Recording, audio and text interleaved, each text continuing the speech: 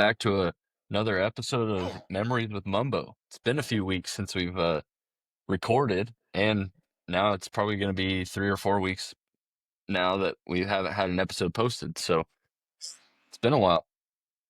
Yeah, it You've has. been a busy guy. Yeah, I've been traveling around for just about 3 weeks, I think. Been down to Kansas bird dogging and running a BDC tournament, and then stick around there for a week and help burn their CRPs and grasses, and then went blue cat fishing for a day or two, and then went down to Mississippi chasing eastern turkeys for, I don't know, 4 days, I think, after that, and then came home and back at it with another season of fishing, getting ready. Yep, fishing season. So is the bird dog thing over for, I guess, the season? Not necessarily the calendar year, but for the season. Um, for us, it is. There's still one BDC event, the classics in end of April, I believe, end of this month, and well, I don't run that one or participate in it. Just number one, because it's late in the year, but we're also it's tough on the dogs. Um, when it's that warm out and going that hard. But number two, that's right when we go to Lake Erie, which we are again this year, going out chasing big walleyes around. So we do that instead of bird dogging. Time to give it a rest. Yep. So I guess the last on the bird dog stuff, and then we'll get to the stories we're wanting to get to. When is the season technically? It's like So November, December. How does that work? yeah, it really goes January 1 to December 31, as far as the actual season. Um, but then the nationals, which is that whole calendar year combined points and qualifications for, is not until, well, when was that? March. A couple weeks ago, 3 weeks ago. Um, so it's qualifying for that and everything that you have to do that previous year. So but the actual time. So the first tournament that I did, I ran in January out there at Scattered Acres, out in Kansas, was our first event, BDC wise. There was a couple dual sanctioned events prior to that, but that was really the first one for this 2025 season. And now it'll go Gotcha. through, and they run smaller ones. Up in Wisconsin, they'll run them probably through June, maybe even, I don't even, later. But we won't Yeah. start up again until end of October with Worlds. Some of them will go with, like I said, other tournaments where it's a little bit cooler and better for the dogs, I think. Yeah. Gotcha. Yeah. Cool. Well, we'll keep the memories with Mumbo going, and maybe come October we'll get a update on how all that stuff is going for the year for you as a participant, and like you said, you help run some of the stuff, so get some updates on that later in the year. Yeah. Yep. So you took a trip to Mississippi chasing turkey. Yep. I got Marion turkeys, and I've got a Rio, and just trying to get two more, trying to get that Osceola and Eastern, and a good friend of mine from Kansas offered and asked if I was interested in going out to Mississippi to visit another friend, and while we're out there, we just chase them around, and so that's definitely something we want to do. And unfortunately, we're gonna have to go back again. Darn it! either, either that Shoot. or go to Nashville and chase one there. Yeah, so turkey season has started pretty much. Well, yeah, by the time this episode comes out, turkey season will, I believe, have started across the country. I believe.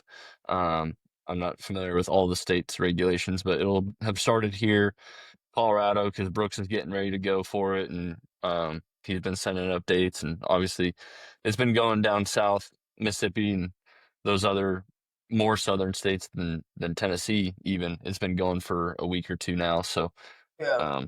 yeah, by the time this goes out, turkey season's full go. So it's a good time to talk turkey.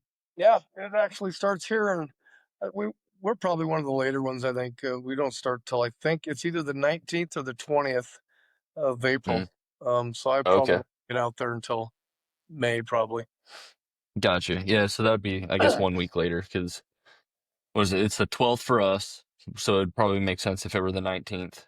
Yeah, yeah. And then I want to say I might have heard even more north, like Montana and those far north states. It's maybe even like the 27th, like the last week of April, but Oh, I could be wrong. I have no idea. I don't know if that's how it goes. It just climb the ladder. The farther north, the later the season starts, or Yeah, I don't know how 'cause that it's works. almost the opposite for deer. But Yeah, right. anyways, so you said you've gotten your Rio and what's the other one? Yeah, Miriam. Miriam. Yep. Yeah, I've got So the Rio in Kansas. And then actually, you got a Rio too in Kansas, which we definitely talk about that hunt. That was our first one together. Or matter of fact, it was the first one for both of us. Period. yeah, Like turkey a hunt. hunt. Yeah. Yeah. And then up here, Merriam's are up here in Wyoming. Um, and I get to see those quite frequently when I'm out scouting for deer and elk, and there seem to be growing population down here, so need to send them out just a little bit. Go do that and up here, and then I think when I get back from Erie in May, I'm going to be able to go down to back to Kansas. Mav and I are going to take a little road trip and go see our friends down there for a couple days and maybe get some fishing in and probably have to hunt a little bit. Very nice. Yeah. So I guess we'll go more chronological. You said it was your first turkey hunt, the one with me, Yeah, yep. I had never. like first true turkey hunt. I didn't realize that. I guess I had figured maybe you'd done it a time or two before at least. No, we had talked about it when we were out, with our friends Mike and Dan Patton there, and for a couple years, and then John Gard had mentioned that he always went out there and got turkeys in eastern Colorado, and I had never really gotten into the putting in for licenses and doing all that. I was a upland bird hunter and waterfowl hunter, and really didn't ever put in for anything. So I always missed the boat on turkeys. Once I was out there and saw them, I wanted to shoot them, but unfortunately, you had to put in for them out there. So yeah, and then when you and I went, we were actually in Kansas. That was Western Kansas. We were just over the state line there. And back in those days, you could shoot two turkeys and just buy your license over the counter, Mhm. uh, which is what we did. And, times have changed a little bit now. Now Kansas and Colorado are both well, and Wyoming. Who knows? And I know Nebraska went to it.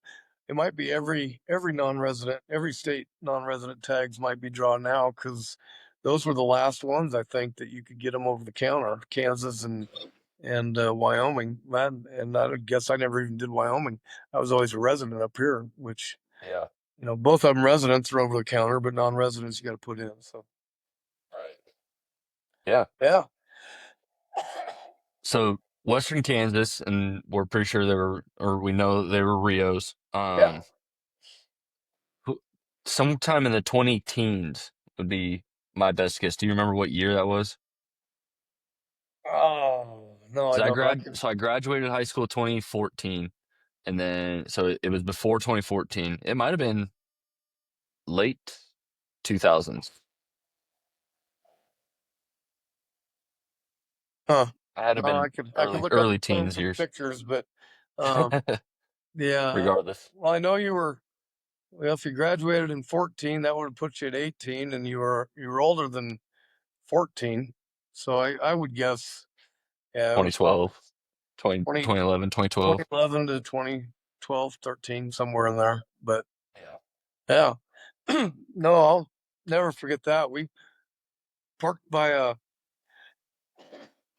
kind of a little livestock yard that this farmer had, and we had to kind of walk across the back of it and had a couple cows come look at us. Thought we were invading their feed lot, I guess. But um, got through there and kind of walked down to the bottom of this little, oh, it wasn't a canyon by any means, but there wasn't even a creek there. It was just big old run Like a of draw. cottonwoods down this draw.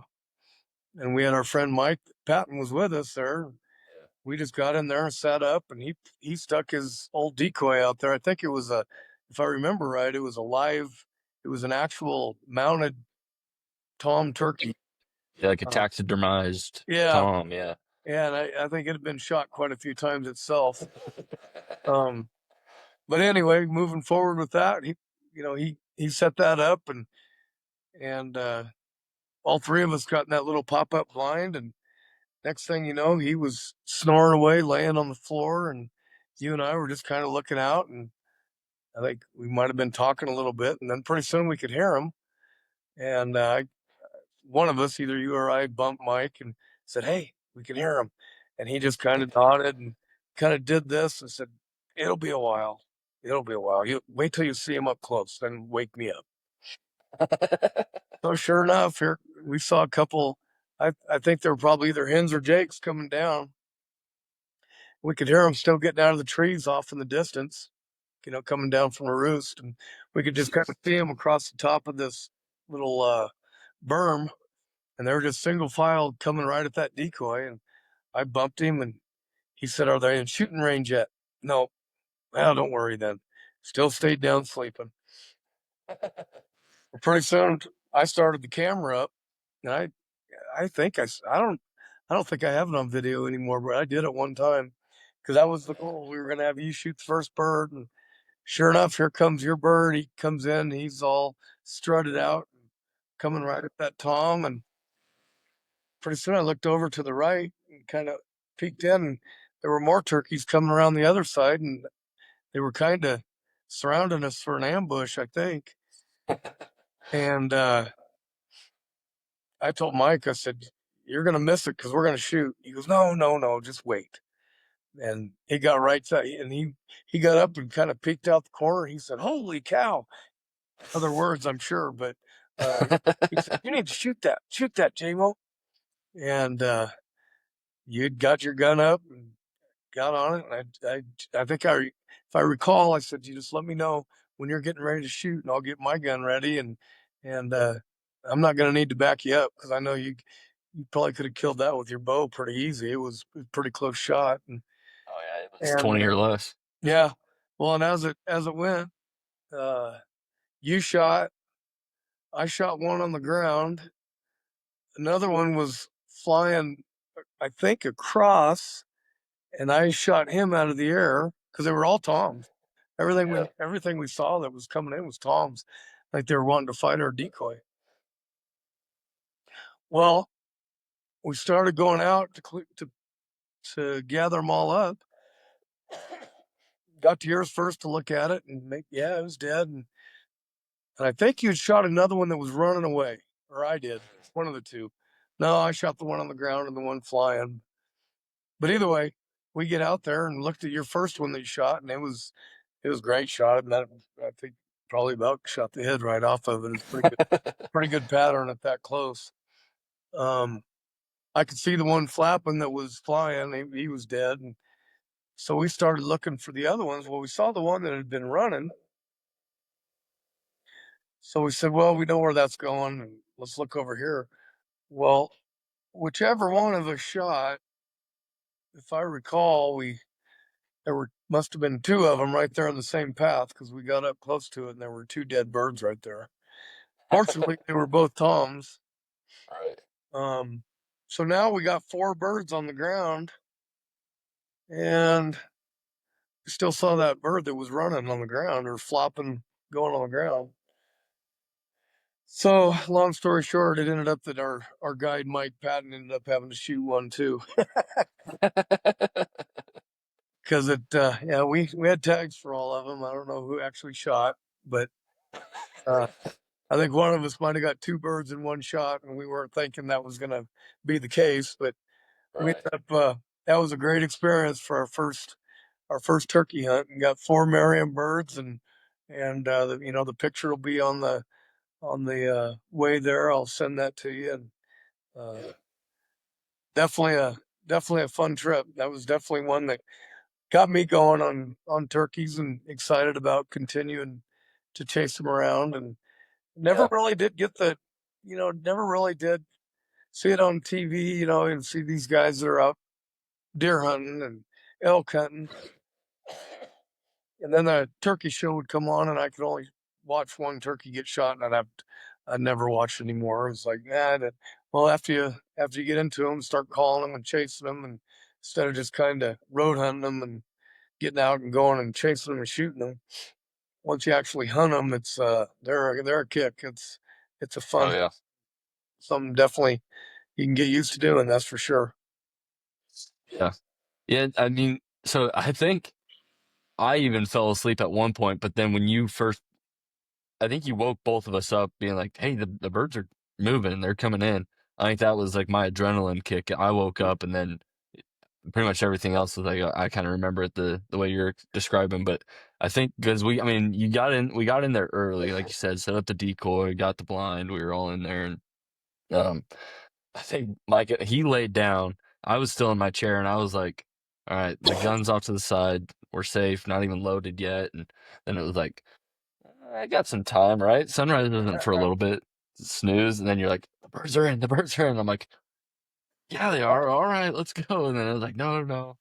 But yeah, so no, Yeah, no, I I think you're right. I think both of you probably you were always pretty good at that. Once we got to where we were going, you always got a little nap in. got catch a little extra beauty rest. Yeah, got to get your aim and eye going. Yeah, exactly. No, so I mean, you say it kind of kicked it off for you, but for me, it was never really like it was fun. Like it was definitely fun to watch them work and come in. We didn't even have to call or anything, so like that aspect of it was like it never occurred, so I never thought really much about calling the turkeys and um what fun now that I've discovered that is. Um it's just like, all right, we hunted turkeys, they were cool, it was fun to watch them, and obviously they taste good. And I mean, it didn't really spark the turkey for me. And then I don't know what's gotten me more into turkey lately, but like the last couple years, after seeing them more out in while I'm trying to hunt deer, it's like, those are kind of fun, interesting. Going to NWTF, learning a little bit more, watching more people on YouTube, and it's like it's kind of like how people describe it. It's like elk hunting, but little birds and smaller, like a smaller area, and it's a lot like spot and stalk elk hunting.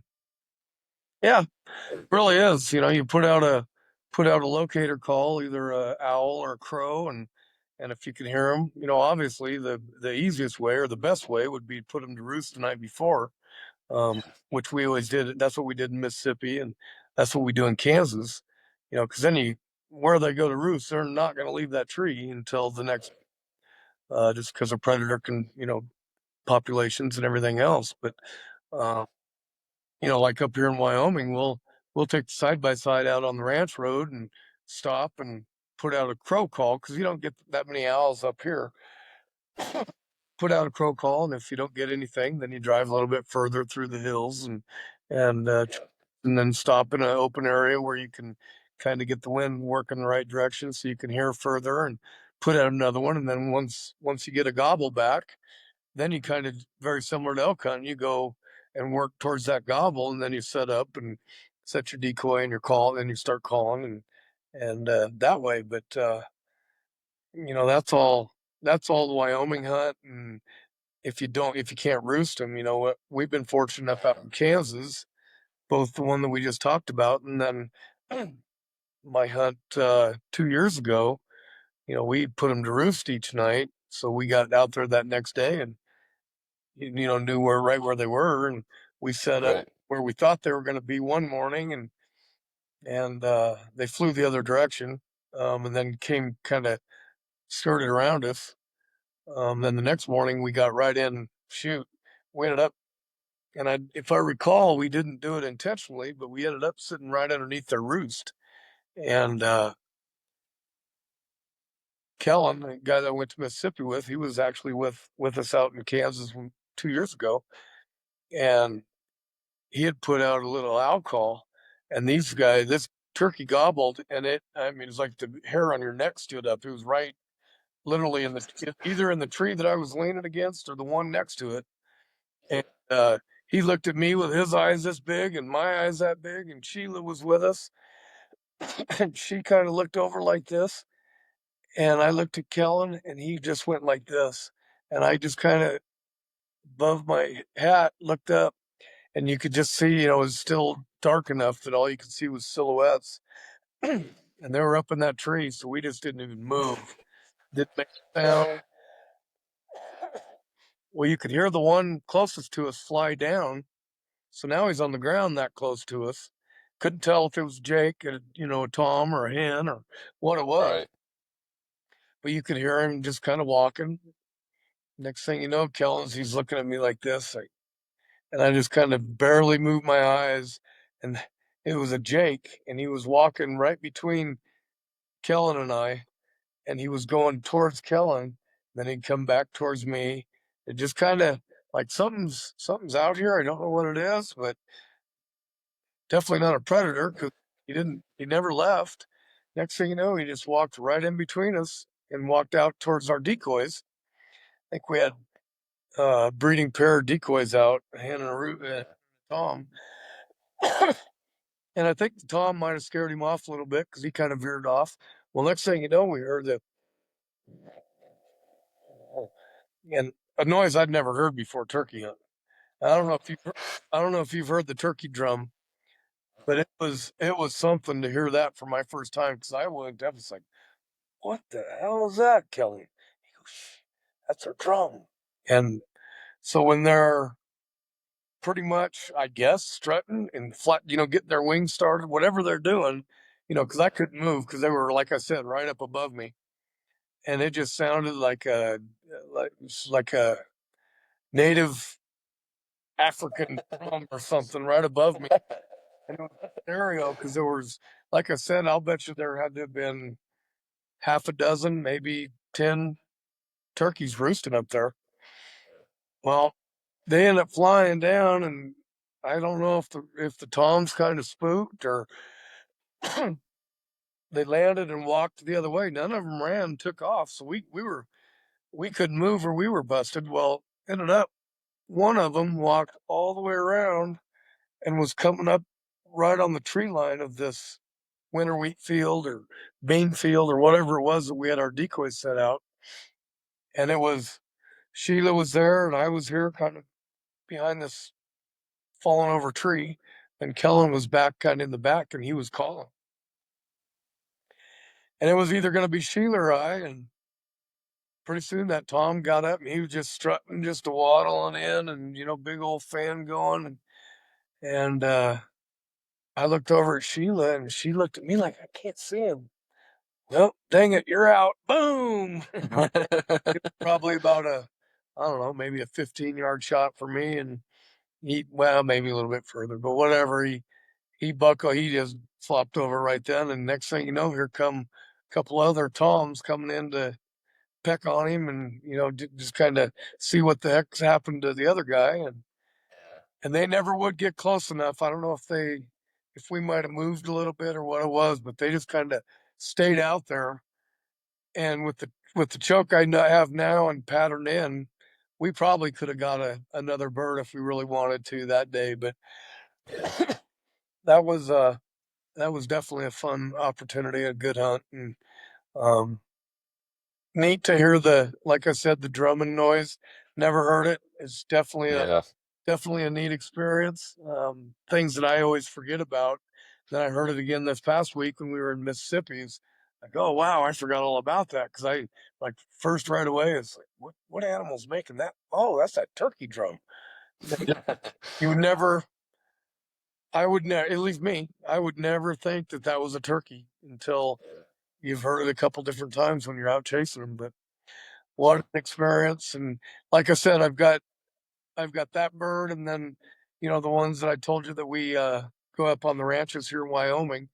I got the Rio and the Merriam that you see here um, in the podcast, and those are Kansas, Wyoming birds, and I just started doing my own little thing with those. I think if I ever not ever, but when I get an Eastern or an Osceola, I might look at doing something. I don't know, maybe not a full turkey mount flying or on the ground strutting or something, but I've seen the ones with the wings and the fan and the kind of the front. That makes some neat wall mounts. Don't know how much room I have in to have 4 full turkey mounts to put in here. I gotta have room for an elk and a couple more deer and who knows, maybe a fish or two, um but we'll do something fun once I get one of those. One or the other of those two. Um like I said, just wasn't fortunate enough last week to bring back the Eastern, but Yep. that'll be for another day. Yep. Yeah, so I guess piggybacking, I'm pretty sure that's what we have here is Easterns as well in Nashville. And so, you had told me, I called you earlier this week and um we talked about your hunt and just caught up a little bit just because you were busy with all the stuff, the bird dog stuff and fishing and helping with the field, yada yada yada, catching up. And you're like, man, those Easterns are smart birds compared to what we've been hunting.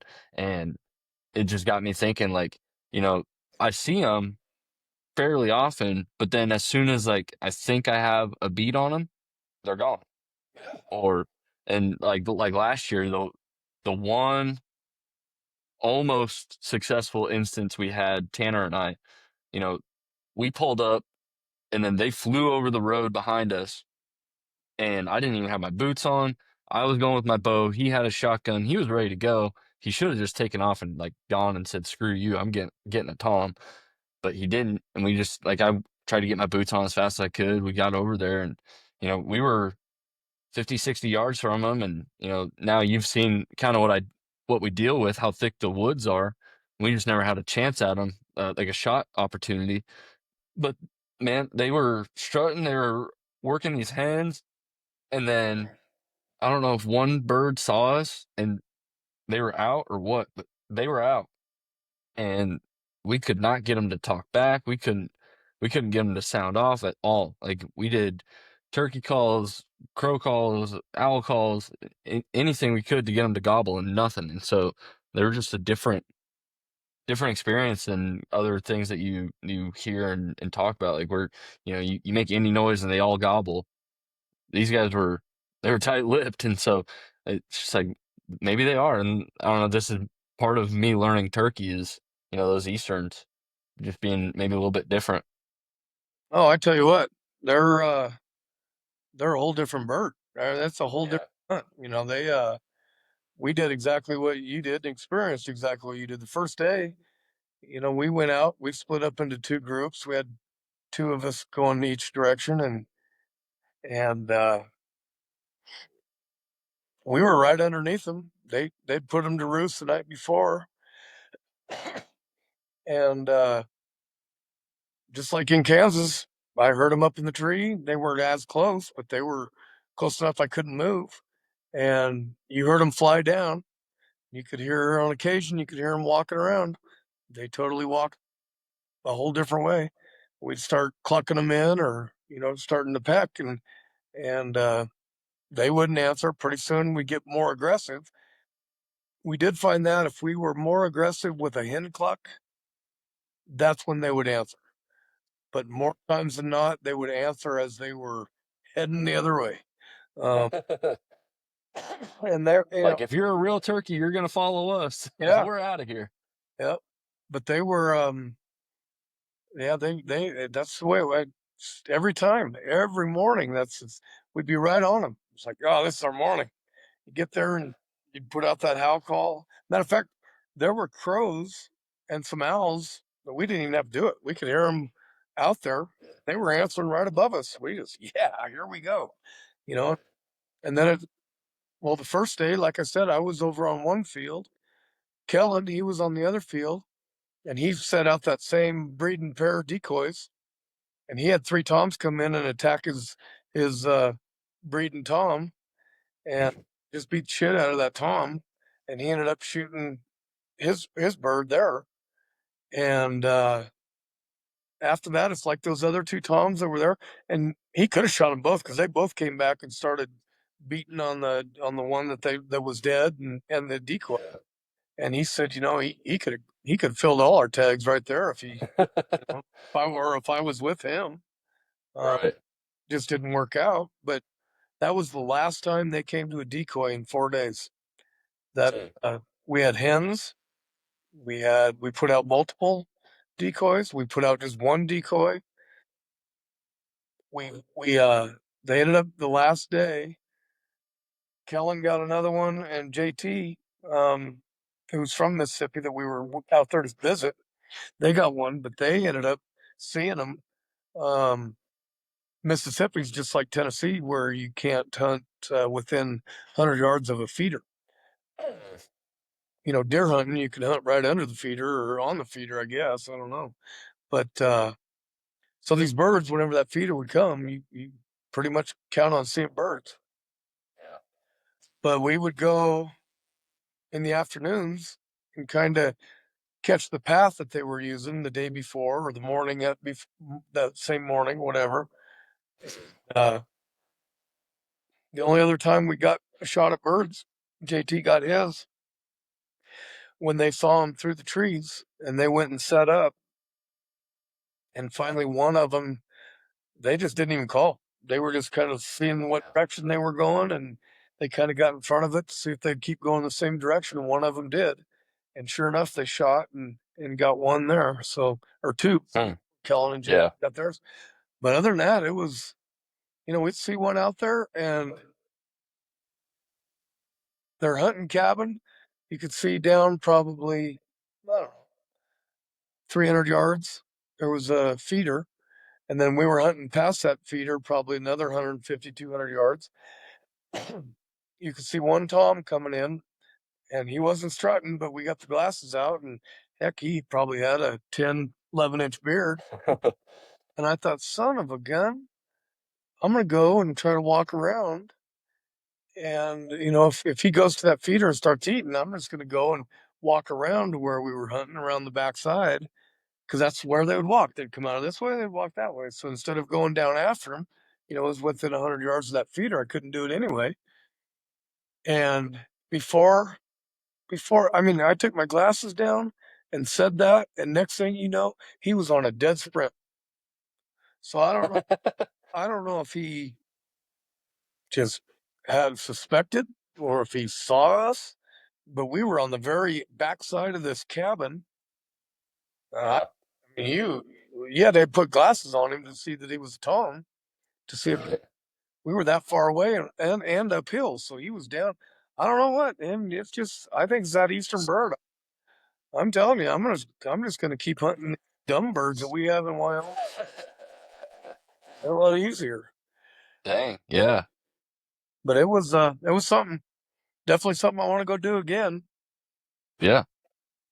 Yeah. And, Well, and like I said, I don't know, maybe they're more educated, or maybe, the eastern birds went to roost a lot earlier. I mean, there were some evenings, it might have been before 6, and they were already flying up into trees. And then later, Kansas birds, they would get out right at daylight. Birds up here, they're jumping down in the dark and going to feed, or right at dusk or dawn, whatever the morning is. Um, but those birds up there, I don't know if there's, and they say there's predators, but I never saw anything. But I guess a good predator you're not going to see. But um, right. yeah, they're up in that tree early and staying in that tree late. So it's just different hunting, and might take a couple trips, and if not, we'll figure out another way to get them. But we'll have to keep on. Yeah. And I heard them Osceolas are even more spookier. They're even more of, and after we got down there, I think while we were down there and ever since, um, I've heard multiple times that Mississippi and Alabama are the toughest place to kill turkeys. And I don't know how true that is, I don't know if it's just the Southern people that are talking, or Right. if it's true. But like you said, Tennessee, when we went down there, we went through Memphis. Yeah. We weren't really that far from where you're at there in Nashville. I don't know what, Yeah. 4.5, 5 hours from Memphis Yeah. Something like that. or so. So I can't believe those birds would be that much different than your birds. So I can only imagine what you're going through as well. So makes it fun. Yeah. Makes it funner. It's not a gimme, not a layup. Right. Yeah. No, I mean, I'll probably end up repeating myself on another episode with Brooks or Tanner or both, whatever. But just because it's turkey season, it's fun to talk about and you know talk about it while we can. You know, I guess I would call it an advantage because I'm up at 4 in the morning every morning and I'm out working at sunrise or by sunrise every morning. And on the golf course, there are, I would say, 4 or 5 different, what I don't even know, groups, flocks, whatever the proper term is, but there's different groups of turkeys. And so it's funny because our course is kind of narrow and spread out north south, and it's just it's all our property, so we don't have to weave through neighborhoods like other types of courses. But you got birds on the north end, kind of in the middle, south middle, and then like far south end. And like you were saying, like they don't come out of their roost until first light, and like right then. And like you don't hear them or see them coming down any earlier. You'll hear them, like when we're out throwing trash away in the dumpsters or something like that. We'll get the dumpsters rattling, and it'll get a couple times to gobble, and that's kind of the only real action you hear from them. And uh, you know, then once they get down, it's almost like they shut up. Yeah. They don't like they don't want to talk because they can well, especially on the course, they can see what they can like they can see everything because we don't have that many, like we don't have trees on the course. And I mean they're eating their insects and whatever else they're eating, and they don't have any need to call it anything. They'll occasionally, like, you know you always hear you can do anything to make a turkey gobble, and a golf cart will drive by and the tailgate will rattle or whatever, and it'll get them to gobble, just like instinct gobble. But it's not every time, and they do not talk often, and so it's just very interesting. And then I feel like those birds are different, obviously, but they're more like domesticated. They're used to seeing people and hearing noises, and so they're less skittish.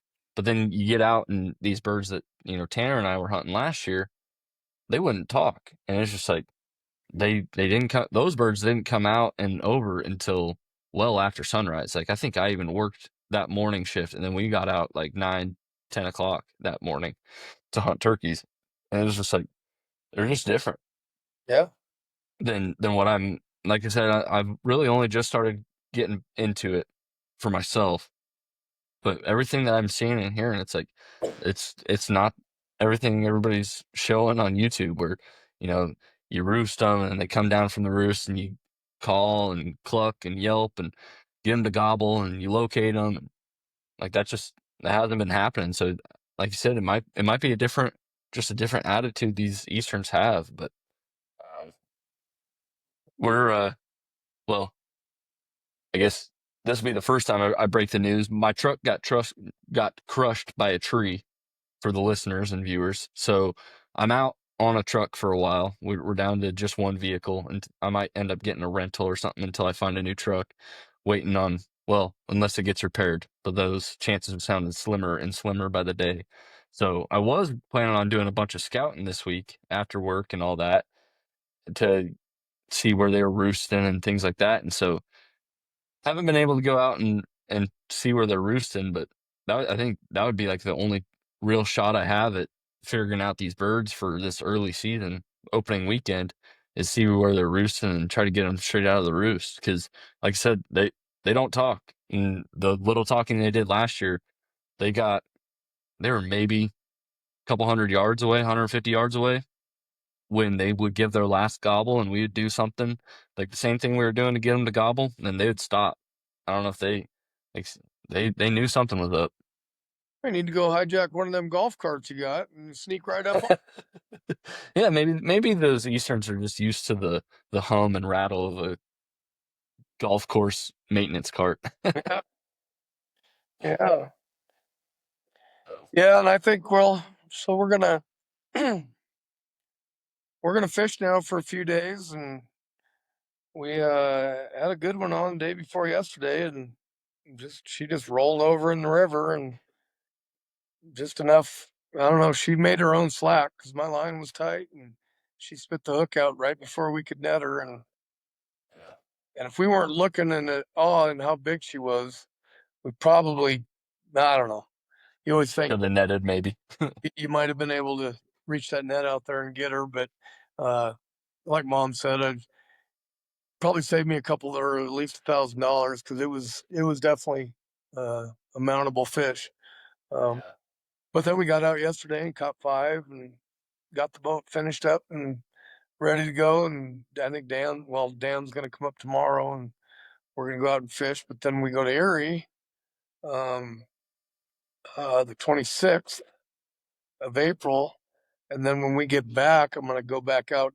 Mom's down working with Bree at Arvada West doing that AP testing, and I'm going to go load up Mab and go back to Kansas and try to get those, try to get my tag filled out in Kansas.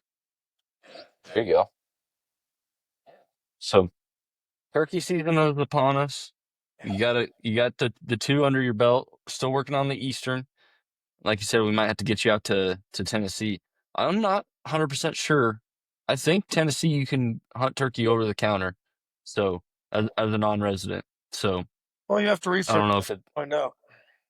maybe not this year, but next year if it comes that time and we get a better beat on the turkeys around here, maybe you can fill your Eastern on that slam out here, and then we'll have to all work together on getting that Osceola.